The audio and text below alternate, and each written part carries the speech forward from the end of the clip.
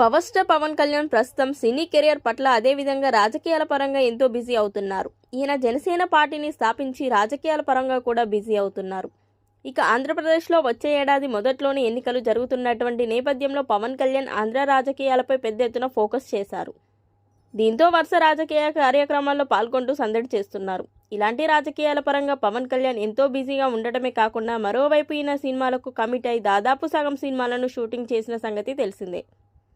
ఒకవైపు సినిమా షూటింగ్లో పాల్గొంటూ మరోవైపు రాజకీయాల్లో బిజీ అవుతున్నారు. అయితే గత కొద్ది రోజులుగా అన్నిటికీ కూడా బ్రేక్ ఇచ్చి రాజకీయాలపైన ఫోకస్ పెట్టారని తెలుస్తుంది. ఇక ఈ సినిమాలన్నీ కూడా ఎలక్షన్స్ తర్వాతనే పూర్తి కాబోతున్నాయని తెలుస్తుంది.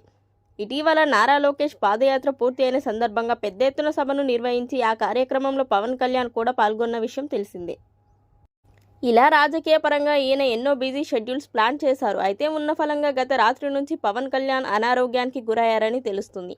ఈయన గత రాత్రి నుంచి జ్వరంతో బాధపడుతున్న పవన్ తన షెడ్యూల్స్ అన్నీ కూడా క్యాన్సిల్ చేసుకున్నట్లు సమాచారం.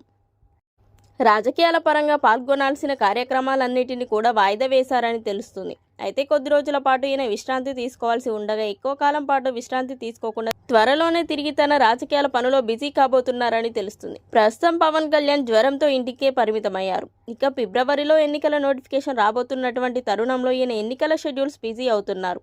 ఈయన పూర్తిగా కోలుకొని త్వరలోనే తిరిగి ప్రజల్లోకి రాబోతున్నారు.